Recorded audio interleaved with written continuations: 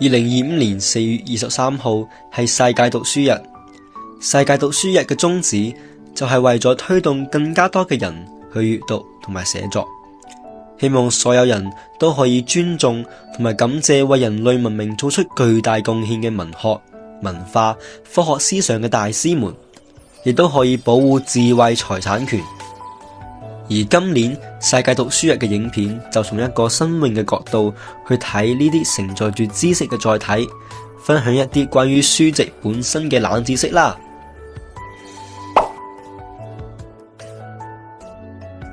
書籍唔單單係知識嘅載體，更係一種商品，而商品就自然會有佢嘅定價。咁你知唔知世界上最貴嘅書係咩呢？佢就係萊斯特手稿啦。呢本書出自於意大利文藝復興三傑之一嘅里奧納多·達文西，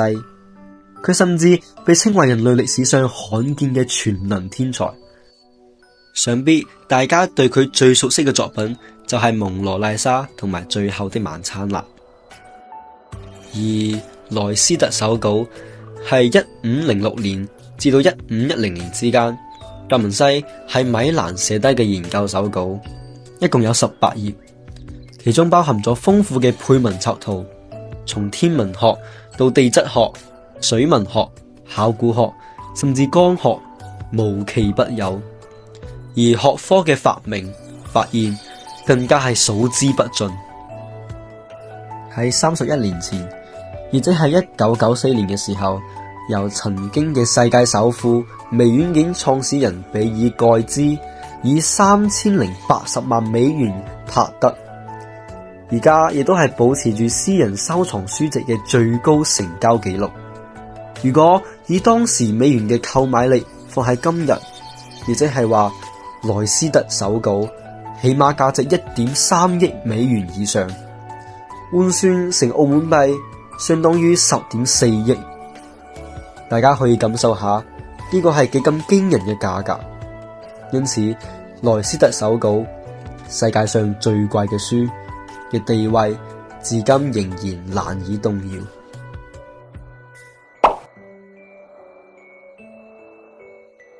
啱先講完價格，而家可以從書嘅體積出發啦。世界上體積最大嘅書嘅尺寸為5米乘8.06米，體重大約1500公斤，一共有429頁。呢本書由阿聯酋迪拜嘅馬沙德國際集團喺2012年2月27日揭幕。當其時超過50人參加呢本書嘅創作，而呢本書嘅名叫做《先知穆罕默德》，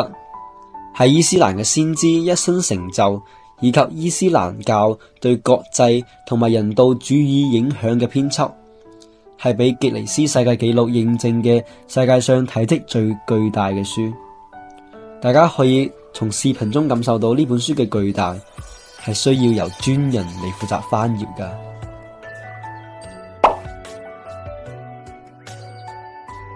講完世界上最大嘅書，肯定唔少得最細嘅書啦。胡安娜編輯的星係世界上最細嘅書，佢嘅尺寸淨係得25微米，而呢部漫畫就係刻喺一條人類嘅頭髮上面。人類嘅頭髮直徑大約淨係有80微米，而每幅圖就已經佔有25微米啦。因此呢部漫畫只可以借助顯微鏡去閱讀。當然，非凡嘅作品肯定要借助非凡嘅工具先可以完成啦。而呢部作品就係由藝術家借助倫斯勒理工學院嘅集中離子束技術完成嘅，而且喺德國漢堡舉行嘅傑出硬體與軟體大會組織入邊展示，一共分為12幅圖畫，展示咗小女孩創作音樂、種樹嘅場景。喺微觀世界入邊睇漫畫，感覺真係唔一樣噶。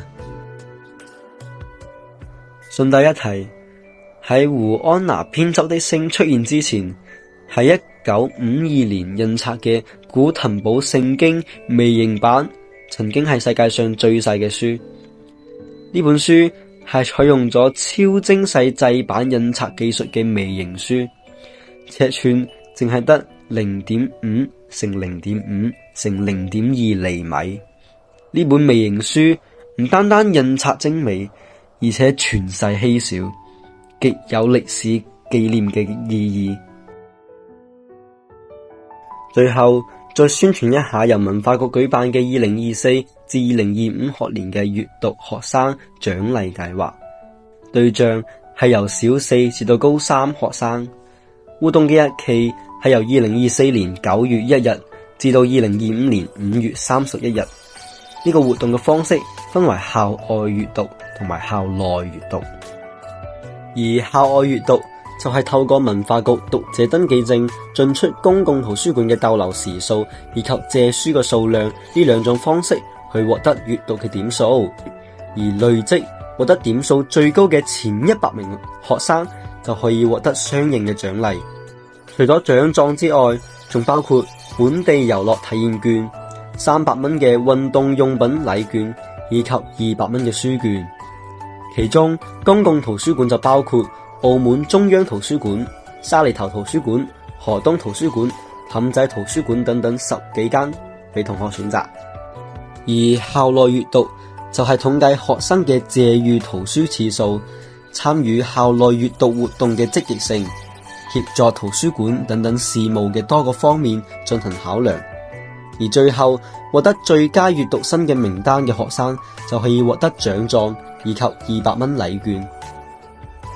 喺最後嘅最後，同大家分享有關活動嘅 QR code。同學仔如果有興趣嘅話，可以掃描 QR code 了解詳情。希望同學仔積極參與，